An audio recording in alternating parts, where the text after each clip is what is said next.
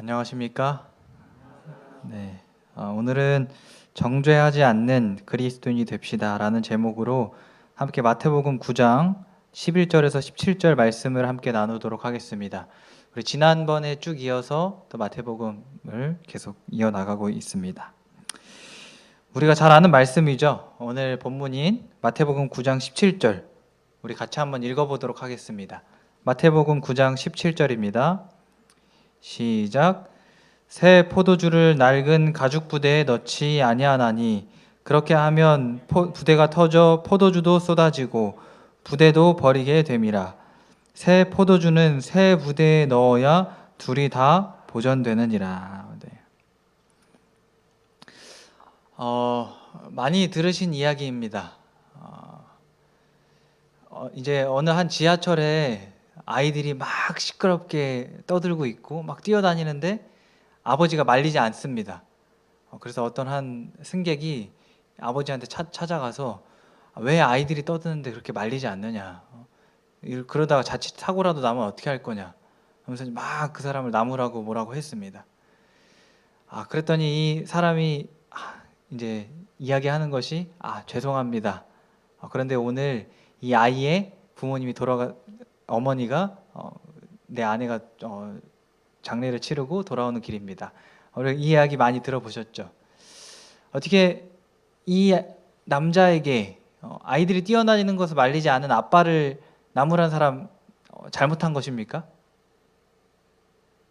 잘못하지 않았습니다. 그런데 좀 그런 애매한 그런 상황들, 우리가 다 속사정을 알지 못하기 때문에 우리가 함부로 비난하거나 함부로 정죄할 수 없는 것이죠. 오늘 본문에도 두 부류의 사람들이 이제 대조적으로 나타납니다. 이 두 부류의 사람들을 한번 잘 비교하면서 따라오셨으면 좋겠습니다. 먼저는 이제 침례 요한의 제자들과 또 바리새인들의 모습입니다. 우리 마태복음 9장 14절에 이들의 모습이 나옵니다. 그때 요한의 제자들이 예수께 나와 이르되 우리와 바리새인들은 금식하는데 어찌하여 당신의 제자들은 금식하지 아니하나이까? 예수님과 예수님의 제자들이 이제 세리와 죄인들과 함께 먹는 걸 보고 왜 금식하지 않냐? 그리고 왜 세리와 죄인들과 함께 밥을 먹느냐라고 이 사람들이 얘기하는 겁니다. 두 번째 모습은 이제 나타나는 모습은 예수님의 모습입니다. 조금 이제 대조적인 그런 모습이죠. 바리새인들이 보고 그의 제자들에게 이르되 어찌하여 너희 선생은 세리와 죄인들과 함께 잡수시느냐? 우리 예수님은 누구랑 지금 같이 식사하고 계십니까? 세리와 죄인들, 아주 죄가 가득한 사람들과 함께 식사하고 어울리고 교제하고 식사하고 계십니다. 어떻게 보면 좀 개방적인 것처럼 보이기도 하고 어떻게 보면 사랑과 긍휼이 넘치는 것처럼 보이기도 합니다. 누구의 모습이 더 경건해 보이십니까? 예수님의 모습이 더 경건해 보이십니까? 아니면 침례 요한의 제자들과 이 바리새인의 모습이 더 경건해 보이십니까? 네, 맞습니다. 다행히 그 경건이라는 거 좀 구분하실 줄 아시는군요. 네.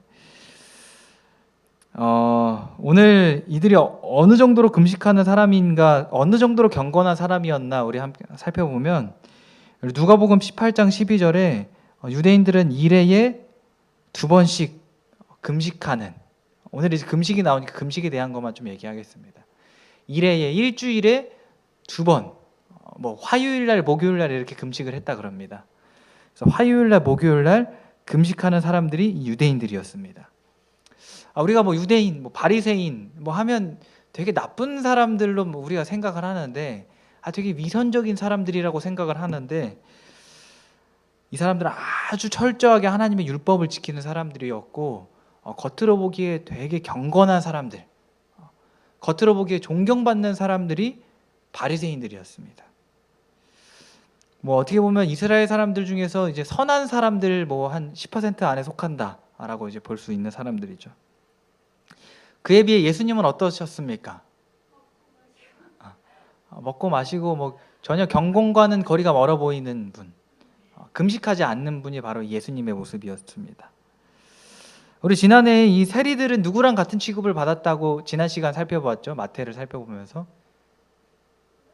세리들은 창녀들과 같은, 몸을 파는 여인들과 같은 취급을 받았다라고 우리가 지난 시간 살펴봤습니다.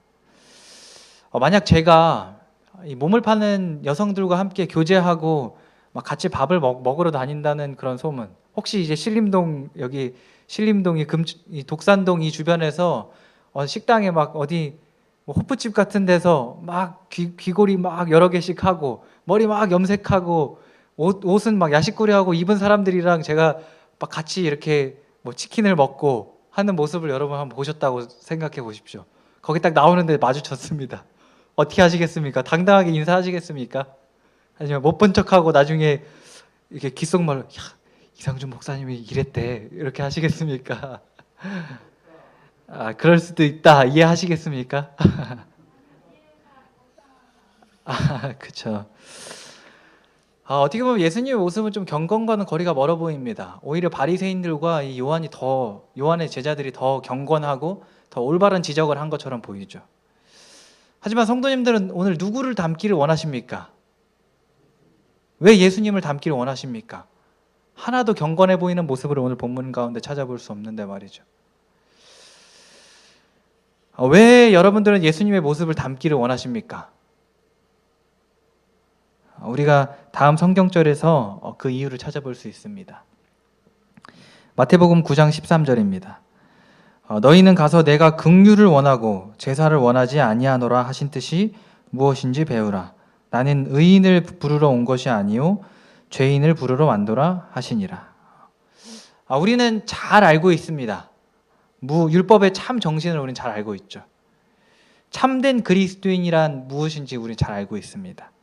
그냥 경건한 행위만 가득한 사람이 아니라 그리스도의 사랑과 여기 나온 것처럼 예수님이 말씀하신 긍휼과 이 죄인을 부르시는 그 자비를 실천하는 그 사람들이 참된 그리스도인이라는 거 우리가 잘 알고 있습니다. 참된 경건이란 무엇입니까? 참된 경건이란 11조 따박따박 내고 안식일날 빠짐없이 참석하는 것이 참된 경건이라고 할 수 있습니까? 물론 외적인 모습으로는 우리가 그 사람을 보면서 경건한 사람이다, 신실한 사람이다 라고 이야기할 수 있습니다. 하지만 그 정도로 만족하는 사람들, 그 이상 뛰어넘어서 그 삶의 자비와 긍휼을 실천하지 않는 사람들, 우리가 참된 경건을 가진 사람이라고 볼 수 있습니까? 그럴 수 없죠. 그렇기 때문에 우리가 오늘 본문에 나오는 예수님 경건해 보이진 않지만 어떻게 보면 더 옳게 보이는 건 바리새인과 요한의 제자들이 더 옳게 보이지만 이 참 정신이 무엇인지 아는 우리이기 때문에 우리는 예수님을 닮고 싶어 하는 것이죠. 여기 보면 참된 금식의 의미를 이렇게 이야기하고 계십니다. 내가 기뻐하는 금식은 줄인 자에게 내 양식을 나누어 주며 유리하는 빈민을 집에 들이며 헐벗은 자를 보면 입히며. 그러면서 이사야에 또 이렇게 얘기합니다. 그냥 베옷을 입고 뭐 재를 뒤집어 쓰는 것이 여호와께서 기뻐하는 금식이 아니다 라고 분명하게 이야기하고 있는 것이죠. 바리새인들은 이 금식을 예수님을 정죄하는 수단으로 사용했던 것입니다. 바리새인과 이 침례 요한의 제자들의 경건은 예수님의 품성을 닮아가는 데 사용되는 것이 아니라 다른 사람들을 비난하고 정죄하고 판단하는 데 이제 사용되었던 것이죠. 그러면 왜 바리새인들은 이런 그리스도인이 되었을까요? 사랑과 긍휼과 자비를 실천하는 그리스도인이 아니라 그들의 경건을 남들을 정죄하는 목적에 사용하는 그런 그리스도인들이 왜 되었을까요? 이들이라고 막 그렇게 하고 싶어서 막 나쁜 마음을 처음부터 가졌을까요? 막 선한 사람이 되고 싶어서 처음엔 그랬겠죠. 이 사람들이 왜 정죄하게 되었을까요? 금식하기 때문에 그랬을까요? 밥을 좀 굶으면 어떻습니까, 사람이? 좀 예민해지지 않습니까? 그래서 예수님을 정죄하고 예수님을 나무랬던 것일까요? 아니면 금식하는 것 자체가 좀 잘못된 거였을까요? 예수님께서 새 포도주는 새 부대에 담아야 된다. 옛날 그 관습들은 다 없애야 된다라는 것처럼 이야기하지 않으셨습니까? 금식 잘못된 거 아닙니까? 금식하는 습관들. 금식하는 것이 그 자체가 잘못된 거 아님을 우리가 잘 알고 있죠. 금식하는 것을 잘못 사용하는 사람들이 잘못된 것입니다. 안식일을 지키는 거 잘못된 걸까요? 아니죠. 안식일 지키는 거 참 좋은 그런 믿음의 행위 중에 하나입니다. 하지만 안식일을 지키지 않는 사람들을 정죄하고 판단하는데 안식일을 지키는 것이 사용된다. 그럼 안식일 지키는 게 뭐가 되어 버리는 겁니까? 오늘 똑같이 바리새인과 침례 요한의 모습과 똑같아지는 거죠. 음식물 기별 철저하게 지키는 거 잘못된 것일까요?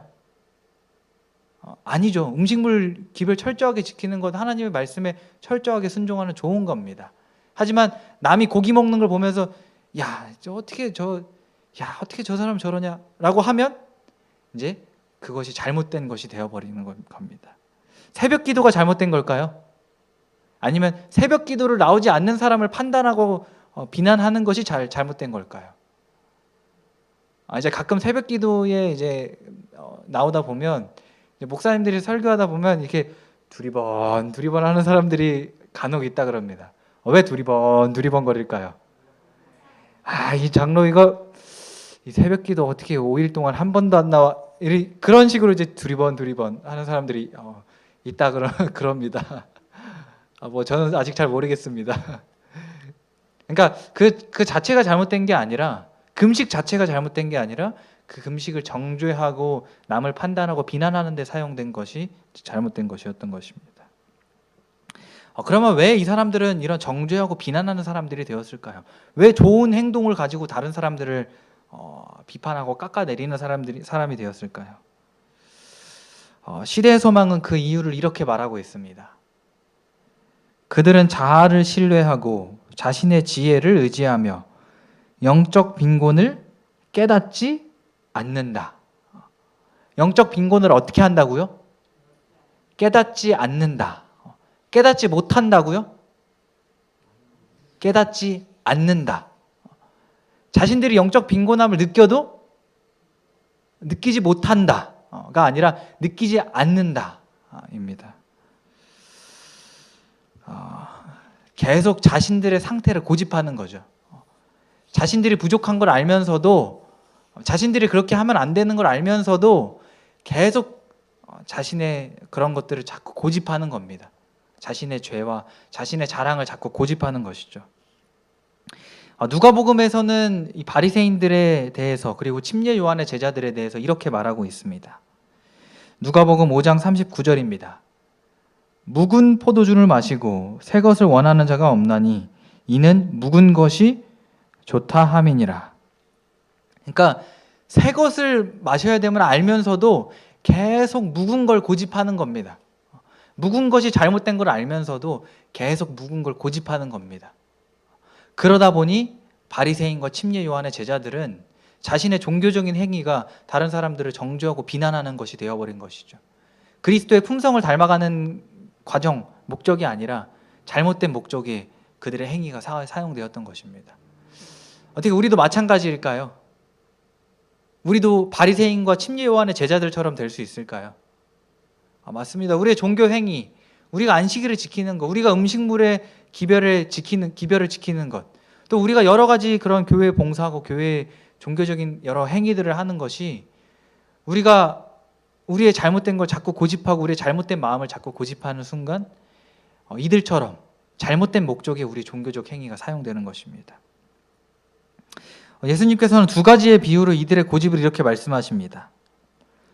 생배 조각을 낡은 옷에 붙이는 자가 없나니 이는 기운 것이 그 옷을 당기어 헤어짐이 더하게 되며.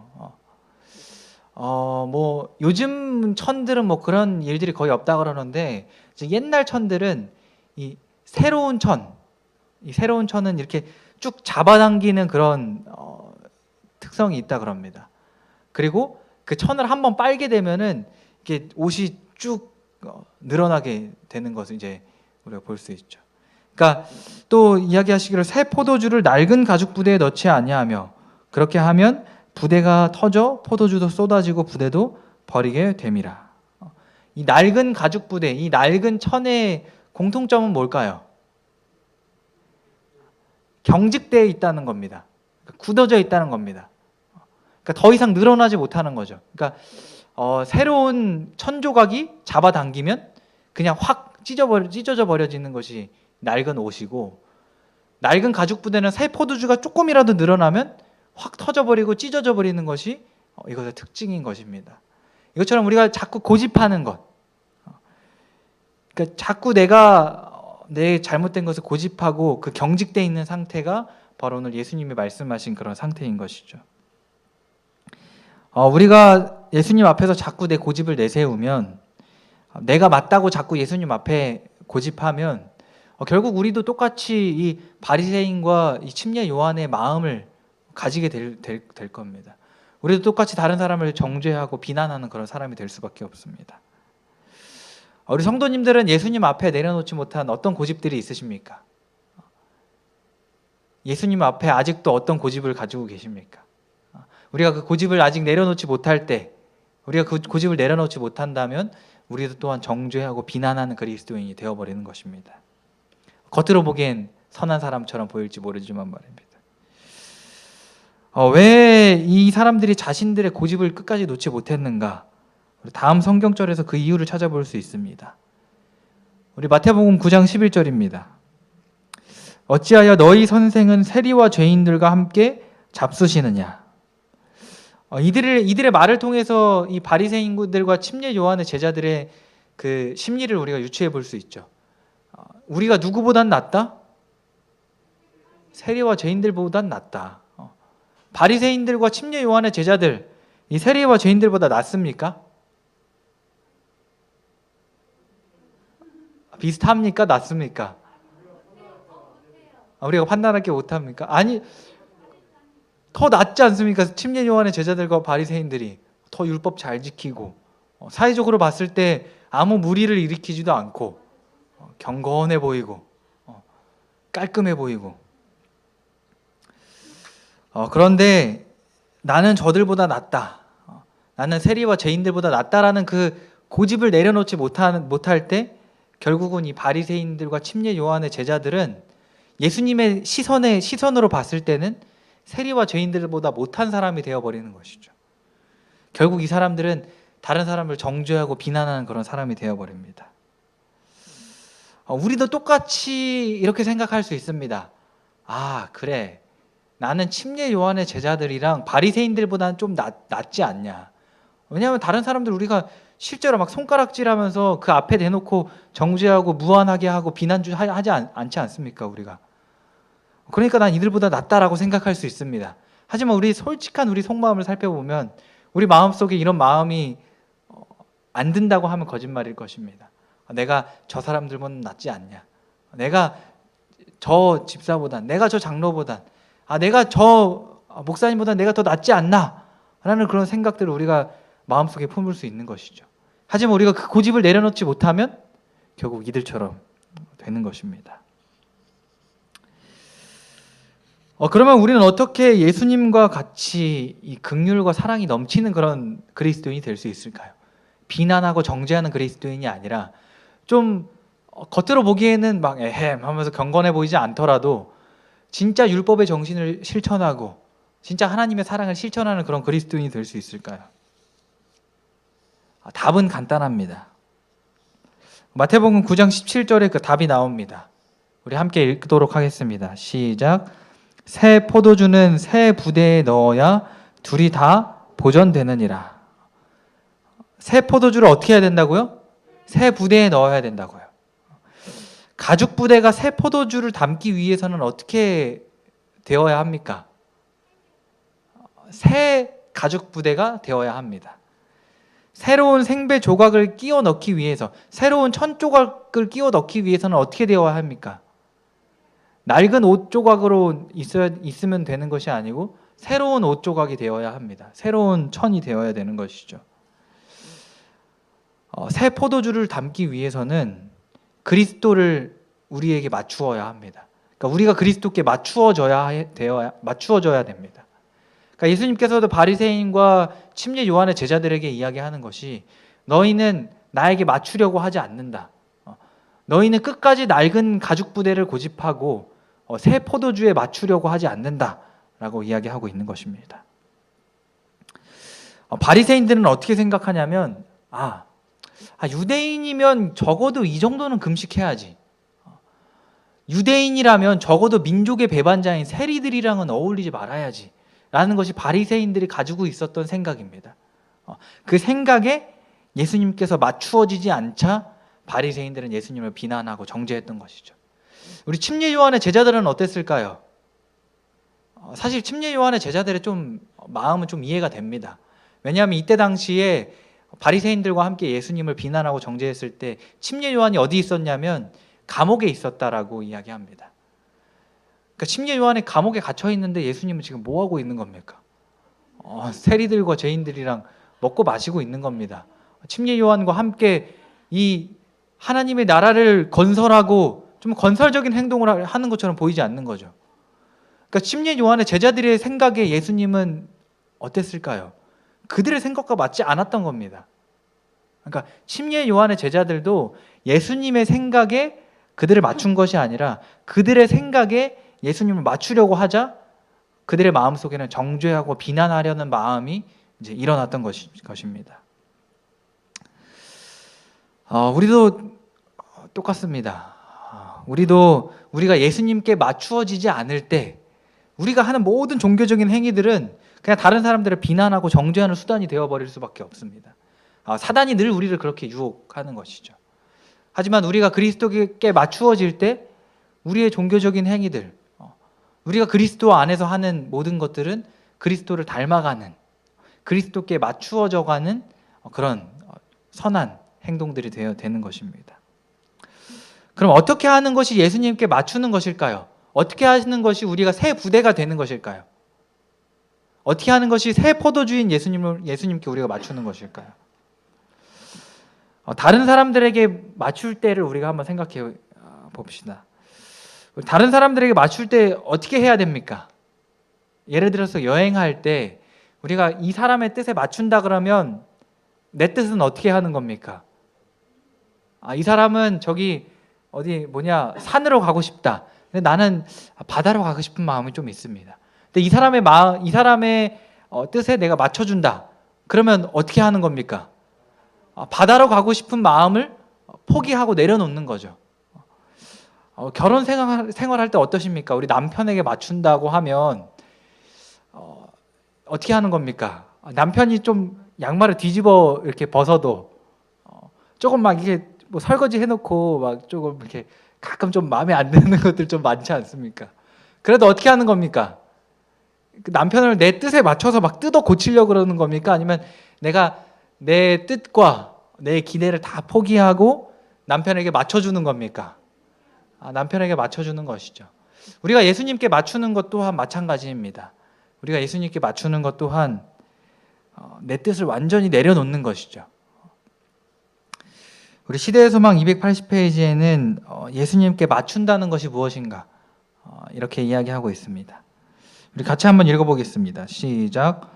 사람이 온전한 의미에서 그리스도를 믿는 자가 될 수 있기 전에 자아를 비우지 않으면 안 된다. 자아가 포기될 때 주께서 사람을 새로운 피조물로 만드실 수 있다. 우리 지난 시간 세리마태, 이 세리마태가 왜 변화가 될 수 있었다라고 이야기했죠? 세리마태가 죄인 세리에서 예수님의 제자로 변화될 수 있었던 이유가 무엇이었습니까? 그가 예수님을 따를 때 어떻게 했죠? 자기 모든 것을 다 포기하고 내려놓고 예수님을 따랐기 때문입니다. 단지 그냥 그의 재물과 그의 그냥 소유와 직업만 내려놓았다는 것이 아니라 그의 뜻까지, 그의 모든 고집까지 다 예수님 앞에 내려놓았고 포기했기 때문에 세리 마태가 아니라 예수님의 제자 마태로 우리가 기억할 수 있는 것입니다. 기억될 수 있는 것입니다. 우리도 또한 예수님 앞에 내 모든 고집과 내 뜻과 내 생각을 다 예수님 앞에 내려놓을 때만 우리가 비로소 예수님의 제자로 우리가 변화될 수 있는 것입니다. 침례 요한의 제자로서 예수님을 비난하는 자리에 머물러 있는 것이 아니라 우리가 다 예수님 앞에 내 뜻과 고집을 내려놓을 때 우리가 침례 요한의 제자로서 머물러 있는 것이 아니라 예수님의 제자로서 우리가 변화될 수 있는 것입니다. 그러면 우리가 어떻게 예수님 앞에 다 내려놓을 수 있는가? 어떻게 예수님께 우리가 다 맞추며 살아갈 수 있는가? 우리 마태복음 9장 12절에 그 답을 이야기하고 있습니다. 예수께서 들으시고 이르시되 건강한 자에게는 의사가 쓸데없고 병든 자에게라야 쓸데가 있느니라. 누구에게 의사가 필요하다고요? 병든 자에게 의사가 필요하다라고 이야기합니다. 우리가 병든 자임을 인정해야 됩니다. 그래야지 예수님 앞에 다 내려놓을 수 있는 것입니다. 우리 의사에게 찾아가서 내가 병들지 않았다고 생각하면 여러분의 아픈 것들, 여러분의 그런 좀 아픈 걸 이야기할 때 사실 좀 부끄러운 것들도 많이 있습니다. 왜냐하면 예를 들어서 이제 내가 변비 때문에 찾아간다. 그러면 의사 선생님 앞에서 내가 며칠 동안 변을 보지 못했는지 다 이야기해야 됩니다. 부끄러운 거 다 얘기해야 됩니다. 그런데 내가 좀 적당히 아픈 사람들, 내가 좀 적당히 병든 사람들은 어떻습니까? 의사 앞에 찾아가서 내가 아프다고 생각하지 않는 사람들은 의사 앞에 다 내려놓습니까? 의사 앞에 다 내려놓지 않죠. 다 포기하지 않습니다. 그러니까 내가 철저하게 연약하고 내가 철저하게 병든 사람이라고 느끼는 사람만이 철저하게 의사 앞에 다 내려놓을 수 있는 겁니다. 예수님 앞에도 마찬가지입니다. 우리의 연약함을 인정하고 나의 죄됨을 온전히 인정해야지만 내가 예수님 앞에 내 모든 걸 포기하고 내 뜻, 내 생각 다 내려놓을 수 있는 것입니다. 바리새인들은 왜 예수님께 맞추며 살지 못했는가? 우리 시대의 소망 279페이지에는 이렇게 말합니다. 바리새인들은 그들이 교훈을 필요로 하기에는 너무 현명하고 구원을 필요로 하기에는 너무 의로우며 바리새인들은 너무 잘났습니다. 그래서 자기의 뜻을 포기할 수 없었죠. 예수님이 끝까지 자기에게 맞춰주길 바랬습니다. 예수님이 자신의 뜻대로 되지 않으면, 자신의 뜻대로 행동하지 않으면 예수님을 비난하고 예수님을 정죄하는 행동을 바리새인들이 계속했던 것이죠. 왜냐? 바리새인들은 잘났기 때문입니다. 우리 성도님들은 잘나신 그리스도인이십니까? 아니면 좀 부족하고 연약하고 못나신 그리스도인이십니까? 우리가 못난 그리스도인임을 우리가 기억해야 됩니다. 우리가 못난 그리스도인임을 우리가 기억할 때 우리 교회 안에서도 우리의 종교적인 행위와 우리의 잘남을 가지고 다른 사람을 판단하고 다른 사람들을 정죄하고 비난하는 사람이 아니라 오히려 우리가 예수님의 마음으로 그 사람을 위해 기도하고 그 사람을 위해 긍휼을 베풀고 자비를 베푸는 그런 사람이 될 수 있는 것이죠. 우리가 매 순간 내가 부족한 사람임을 깨닫지 못하면 우리는 순간순간 바리새인과 같은 정신이 늘 마음속에 불쑥불쑥 튀어오르는 것입니다. 바리새인들은 아마 이 예수님의 말씀을 듣고 그래, 나는 건강한 자라고 생각했을 겁니다. 나는 의사가 필요 없는 사람이라 생각했을 겁니다. 그러나 바리새인들도 누가 필요한 사람이었습니까? 의사가 필요한 사람이었습니다. 오히려 세리와 죄인들보다 더 의사가 필요한 사람, 더 새 포도주가 필요한 사람, 더 그리스도가 필요한 사람이 바로 바리새인들과 침례 요한의 제자들이었던 것입니다. 우리에게도 그리스도가 필요합니다. 그리고 우리에게도 의사가 필요합니다. 왜냐하면 우리도 마찬가지로 세리와 죄인들과 별반 다를 게 없이 우리도 마찬가지로 죄인이기 때문입니다. 우리도 부족한 사람이기 때문입니다. 우리가 이 사실을 늘 기억한다면, 우리도 연약하다는 사실을 기억한다면 우리에게 비난과 정죄가 넘치는 것이 아니라 그리스도의 사랑과 그리스도의 긍휼이 넘치는 그리스도를 닮은 그리스도인이 될 수 있을 것입니다. 새 포도주는 무엇을 담고 있느냐? 새 포도주는 어떻습니까? 그러니까 우리 낡은 가죽 부대에 낡은 포도주를 부으면 어떻게 됩니까? 낡은 포도주는 팽창합니까? 아니면 그냥 그대로 있습니까? 그죠? 그냥 그대로 그냥 낡은 포도주는 그냥 그대로 있는 것이죠. 그런데 이 낡은 포도주에 새로운 포도주를 넣으면 어떻게 됩니까? 다 이제 완전히 터져버리는 것입니다. 이 새로운 포도주는 팽창한다는 특징을 가지고 있는 것이죠. 우리가 우리 마음에 그리스도를 모신다면 우리의 낡은 것들 다 내려놓게 될 것입니다. 우리의 고집들 다 내려놓게 되는 것이죠. 그리고 새 포도주가 우리 마음속에, 우리의 새로운 마음에 담길 때 우리는 계속해서 우리 마음은 팽창해 나가는 겁니다. 우리의 마음은 그리스도를 담도록 우리는 계속 성장해 나가는 것이죠. 하지만 우리의 낡은 마음에 계속 낡은 포도주를 계속 담고 있는다면 이 바리새인들과 서기관들과 이 침례 요한의 제자들과 같이 더 이상 성장은 없고 그냥 종교적인 행위들 가운데서 그냥 다른 사람 비난하고 정죄하고 비교하는 그런 사람이 될 뿐입니다.